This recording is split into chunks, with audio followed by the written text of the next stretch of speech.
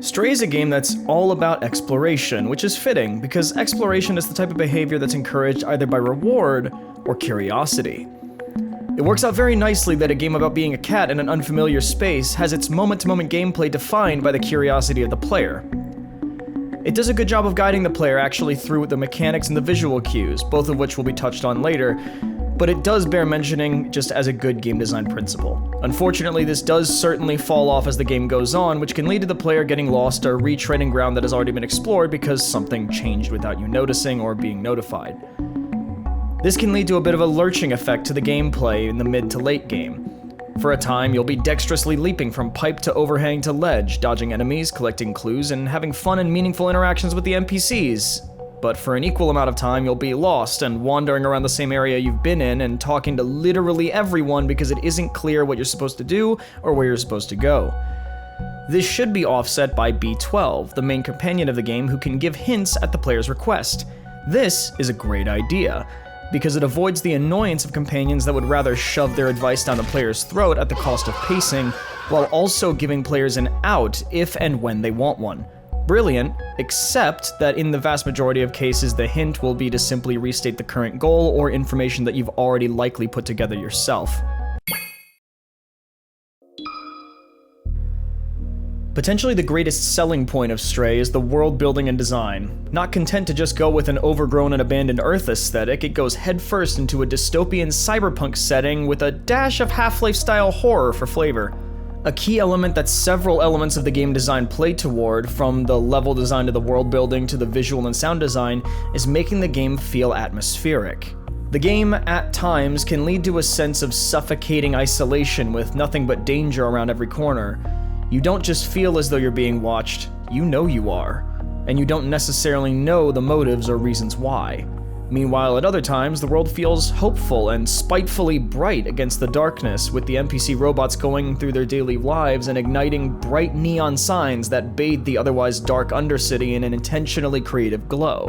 Traversal-wise, nearly every ledge can be leapt to, every railing walked over, and every rug slept on.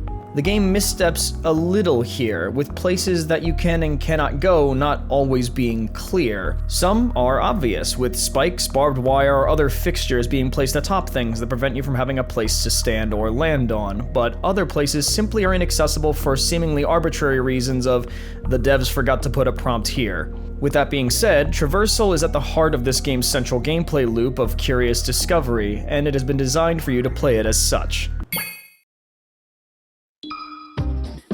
In my playthrough of Stray, there really weren't any game-breaking glitches, softlocks, or crashes to write home about.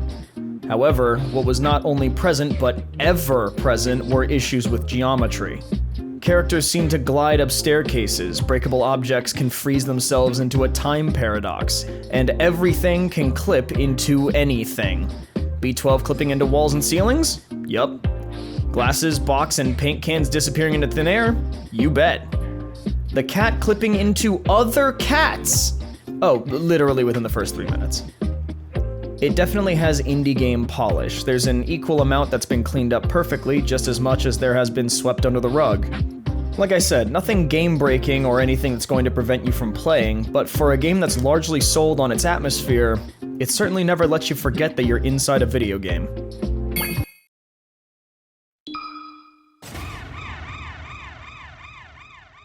The overarching story motivation is simple enough. You fell from the surface into an underground city and you want to get back to the surface. How you go about doing that is what really makes no sense. There are no less than 3 different times where you as the cat absolutely just died, and you just kinda lick it off, or sleep it off, sometimes. The robots, admittedly, don't have a point of reference for what you are, as most of them don't seem to know what a cat is, but even with that being the case, how does it make any sense that the cat would understand what energy drinks or detergent are or how to get them? The saving mental gymnastics come in the form of B12, the companion character I mentioned earlier, that truly serves more as the protagonist of the story after he gets introduced. The game actually feels like it's borrowing a bit from Soma, with its themes of being a human mind that's been digitized into a robot body thanks to an apocalyptic scenario and not realizing either that or the consequences therein. B12 can interpret the speech of other robots and programs and translate it for the cat, which is fine, but it still begs the question why any of what is being said would matter to a stray cat. At least the cat and B12 adventuring together makes sense.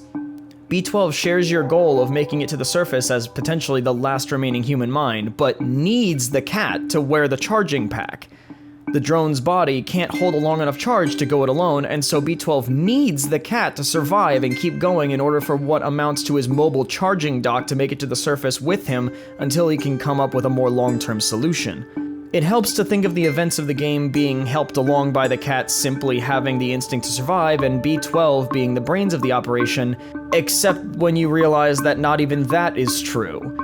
The cat shows an ability to communicate its intentions with the robots even without B12, and responds in conversation with various tones of meows, showing that it isn't just us, the player, that can understand what B12 is saying, but the cat as well. So for some reason, we're now in control of a hyper-intelligent super cat. Except, let's be real here, we're not. It's just a shut your brain off and go along with it type of story full of media references and cat puns, not Tolkien. Stray isn't exactly the most mechanically intensive of games. You have 2 different interact buttons and a jump button, all of which are contextual button prompts. The ability to run, look closely, meow, and use a flashlight. The ability to meow is there for more reason than just to be cute or spammable. It primarily acts as a bait for enemies in order to lure them around and evade them. However, almost more importantly, early on when you're just getting your bearings, meowing also acts as a traversal mechanic. Meowing in the presence of string lights will cause them to blink in sequence. The sequence will show the direction that you're meant to be traveling if you've gotten lost. Also in the early game, meowing at a security camera will cause it to nod in approval of you being adorable. The biggest talking point mechanically is likely the contextual jumping mechanic. While, for example, God of War was also a game that exclusively allowed you to jump based upon contextual button prompts, it also let you do so only at select location. You always knew what these locations were thanks to a consistent visual language that made them recognizable. With Stray, literally everything in jumping distance has a contextual button prompt, except for when it doesn't. This means that on one hand, you have much more freedom to go wherever you want. But it also means that there are inevitably times where you'll want to make a jump or go somewhere that the devs either didn't intend for you to do, or that they just forgot to put a prompt for. This can lead to a recurring sense of, well, why can't I? That leads to frustration. It's a difficult balance going the full sync contextual jump route like Stray does. The alternative option, of course, is just to give an actual jump button, which means the player will inevitably look and feel a little goofy. You'll try to make jumps that you just won't land, you'll stand there hopping in place trying to get over things that are too high for you, or just jump all over the place for no reason just because you can. Making it contextual means that it always looks smooth, in place in the world, the animation consistently looks right for the jump that you're making, and it can even help to guide the player in some very niche circumstances by telling them, hey, you can jump here. Lastly, speaking to the interact buttons, the game really tries to send every adorable thing that cats do into the spotlight, for both better and worse. Because while you can curl up and take a nap, scratch things with your claws, sip water out of puddles or dishes, hop on people's laps, rub up on legs, meow at them, and make them feel compelled to pet you, you'll also be driven to press the button prompt on most things when you see it, and that also means that you'll be doing those things when you didn't necessarily want to, which can also lead to frustration and wasted time when you just wanted to do something else or hope that something of meaning would happen. The visual style is grounded and down to earth, anchored by the fact that you're playing as just a literal, nothing special, real-life orange tabby.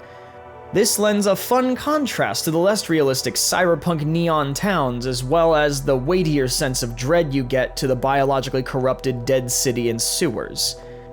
The visuals are also leveraged very well to guide the player, at least early on. As mentioned previously, the string lights being used to guide the player through the dead city was a very creative idea that, while being a little video gamey in terms of making any actual sense, fits perfectly into the mostly dark and powered down dead city streets. Incidentally, the various neon signs are also used to great effect in this regard throughout the entirety of the game, save for maybe a bit of Midtown, since now at that point everything is covered in neon and it stops standing out.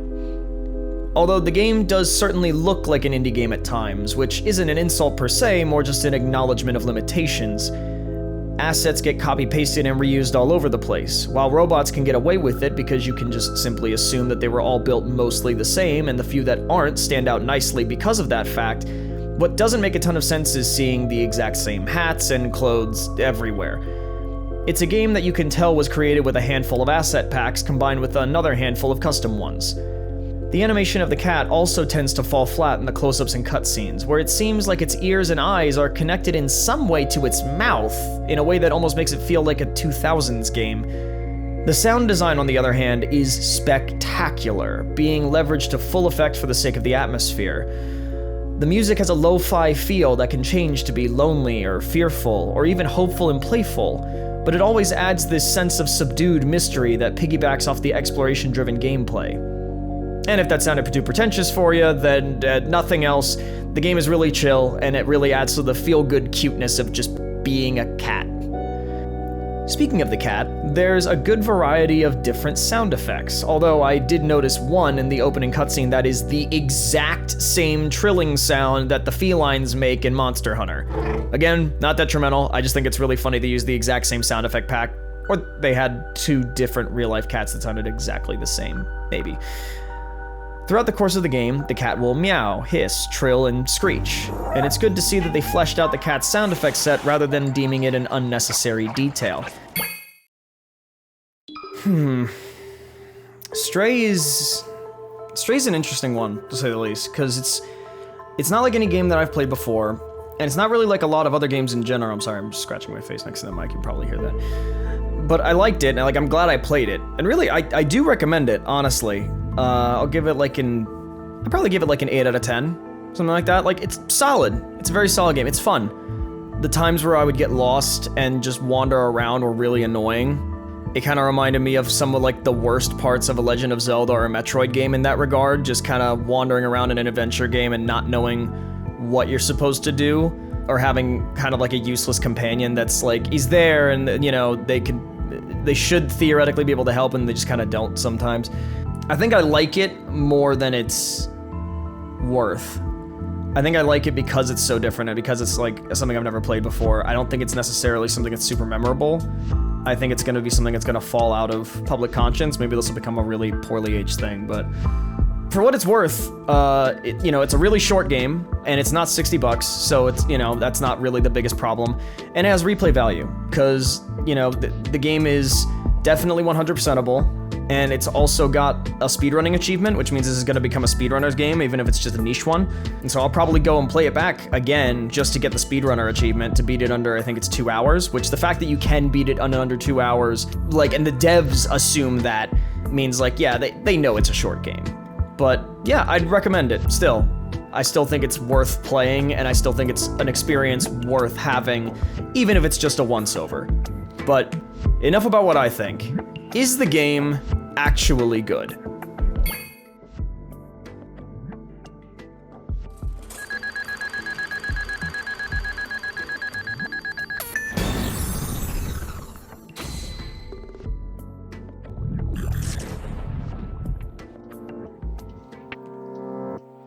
Alright, this one I'm expecting to get me dislikes, so here's the deal though. We need to do away with this conception that anything under a 7 is garbage, because it's not, at least not on this channel. So I still recommend getting Stray, but the fact is, it's just decent. It's not spectacular.